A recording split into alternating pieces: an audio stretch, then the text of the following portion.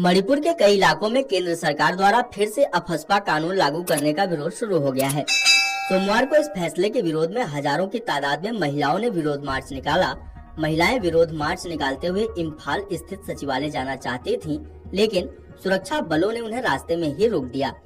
आपको बता दें कि बीते दिन जिरीबाम में हुई हिंसा के बाद मणिपुर में कई इलाकों में फिर से अफस्पा कानून लागू कर दिया गया है।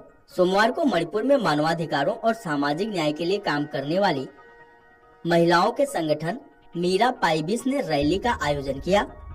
प्रदर्शनकारी महिलाओं ने हाथ में प्ले कार्ड और बैनर पकड़े हुए थे और वे राज्य में अफस्पा कानून को हटाने की मांग कर रही थीं।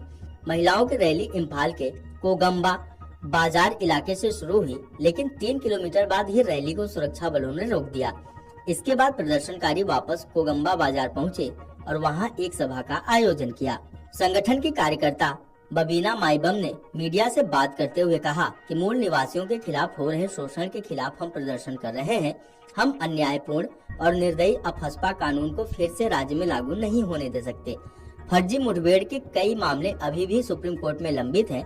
अब राज्य के 6 पुलिस थानों में फिर से अफस्पा कानून लागू कर केंद्र सरकार राज्य के लोगों की परेशानी को सिर्फ बढ़ाना चाहती है। अफस्पा कानून के तहत सुरक्षा बलों को अतिरिक्त अधिकार मिल जाते हैं, जिनमें कहीं भी तलाशी लेने, गिरफ्तार करने और जरूरत पड़ने पर फायरिंग करने जैसे अधिकार शामिल हैं।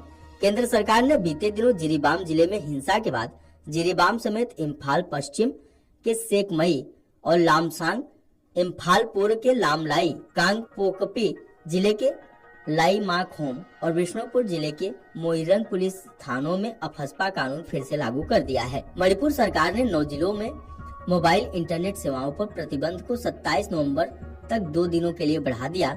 आदेश में कहा गया है कि राज्य सरकार ने मौजूदा कानून और व्यवस्था की समीक्षा करने के बाद इम्फाल पश्चिम, इम्फाल पूर्व, काकचिंग, विष्णुपुर, थौबल, चुराचांदपुर, कांगपोकपी, फेरजावल और जिरीबाम में मोबाइल इंटरनेट सेवाओं को 2 दिन के लिए प्रतिबंधित किया है।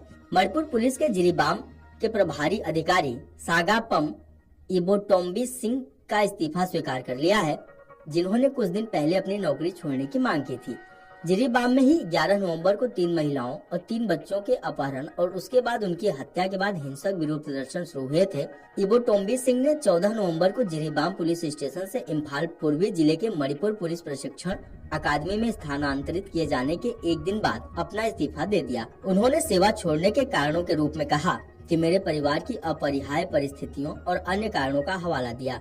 पुलिस महानिदेशक राजीव सिंह की तरफ से हस्ताक्षरित आदेश के अनुसार जिरीबाम पुलिस थाने के तत्कालीन निरीक्षक सागापम इबोटोम्बी सिंह की तरफ से 15/11/2024 को दिए गए पत्र के माध्यम से दिया गया इस्तीफा स्वीकार किया गया और उन्हें तत्काल प्रभाव से सेवा से इस्तीफा देने की अनुमति दी जाती है।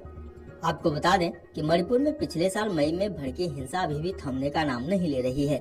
हाल ही में कई मंत्रियों और विधायकों के घर फूंक दिए गए, जिसके चलते यहाँ के लोग डर के साए में जी रहे हैं। लेकिन पुलिस लगातार कड़ी कार्रवाई कर रही है। उसने इम्फाल घाटी में 16 नवंबर को विधायकों के आवासों को नुकसान पहुंचाने के आरोप में 7 और लोगों को गिरफ्तार किया। ये गिरफ्तारियां पिछले 2 दिनों में की गयी। पुलिस ने बताया कि काकचिंग जिले से शुक्रवार को 3 लोगों को गिरफ्तार किया। वहीं इम्फाल पश्चिम जिला पुलिस ने शनिवार को 4 लोगों को गिरफ्तार किया। इन गिरफ्तारियों के साथ ही निर्वाचित सदस्यों के आवासों पर आगजनी के आरोप में गिरफ्तार किए गए लोगों की संख्या बढ़कर 41 हो गई है। मणिपुर के मुख्यमंत्री एन बीरेन सिंह ने शुक्रवार को कहा था, 16 नवंबर को विरोध प्रदर्शन के दौरान मंत्रियों और विधायकों की संपत्ति लूटने में शामिल संदिग्धों की पहचान कर ली गई है और कानूनी कार्रवाई शुरू की गई। उन्होंने आगे कहा था, लोकतांत्रिक आंदोलनों के नाम पर कुछ गिरोहों ने मंत्रियों और विधायकों के आवास लूट लिए और जला दिए।